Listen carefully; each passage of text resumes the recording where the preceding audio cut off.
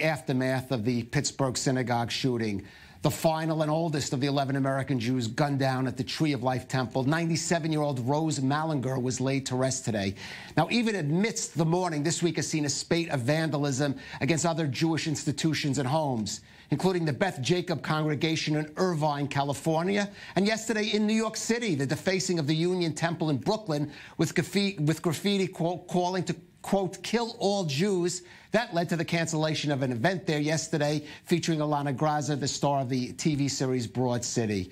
Well, for more, let's go to New York now and speak with Jane Eisner, editor of the Jewish weekly The Forward, which has been particularly outspoken in its coverage of the Pittsburgh massacre and its implications. Jane, first of all, I just want to start your reaction to what happened in Brooklyn yesterday. New York, the center of Jewish life, I could say, in the United States, and we're seeing this kind of anti-Semitic incident right there.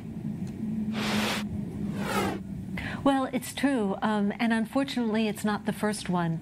You know, I think we've tended to overlook the fact that many Haredi Jews, many ultra-Orthodox Jews in Brooklyn have been subject to crimes that sometimes can be categorized as hate crimes. And really, just in the last year or so, the church near where I live, which also has housed a synagogue, was defaced with swastikas. So I'm afraid that even New York City, you know, the greatest Jewish city outside of Israel probably, is not immune to this. All right. Now, Jane, you've been a part of this week of this discussion within the Jewish community reaction to this incident. Earlier this week, we had on our program David Efuna, the editor of the conservative Jewish paper, The Allgemeiner. You and him were part of more than a dozen editors of Jewish publications who signed and published a letter urging unity in the wake of the Pittsburgh shooting. But here's what David had to say about that letter. I think the message was very, very clear. This is not a time for politicization. There are lots of opportunities for politics, for us to have it out as aggressively as is necessary. Now is just not the time. And we see groups that are jumping to take advantage and to score political points in the process. Jane, you've been quite outspoken in your criticism of President Trump's role in it. Do you agree with David that that was the point of that letter? Well, what David and I agreed upon was the statement itself. And I give him a great deal of credit. He came to me with this idea, figuring that since he and I don't always agree on many things, that if we could come together in this regard, it would encourage other editors to do so. And in fact, it did. And I'm very proud of that. And I have great admiration for the role that David played in that. But in our conversations, we also agreed that beyond the joint statement, we were going to approach this in different ways. And, you know, I understand where he's coming from, but I think that there is a question about what it means to politicize this. I don't think that by calling out the hateful rhetoric of this administration and the president and the way that that could encourage this kind of violence is the wrong thing to do. One can also say that the Israeli government is trying to politicize this too. So I think it can come from all sides.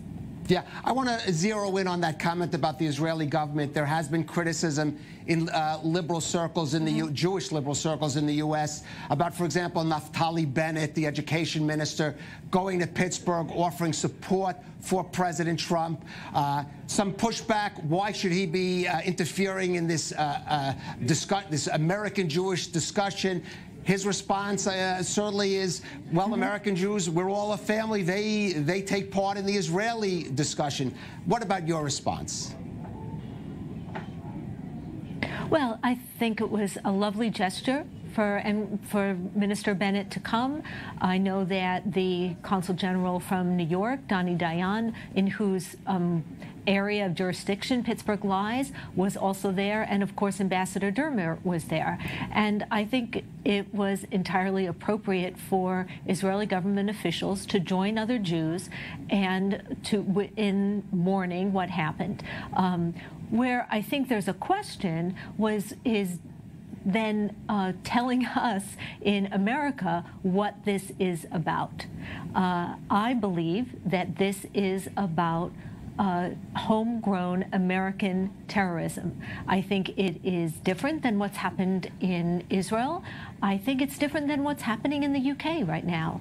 It is our situation in our context. You know, we ran a fantastic opinion piece by Daniel Shapiro, who was the American ambassador to Israel under President Obama. And he made, I think, a very important point to Israeli officials. He said that when you attend a Shiva call, you just listen. You're just there to pay your respects, and you listen to the mourners. And that, I think, is the best attitude for Israelis and others to have about this. Just listen to us. Just be there with us as other Jews, and we will take comfort in that. But please don't tell us how to respond to this.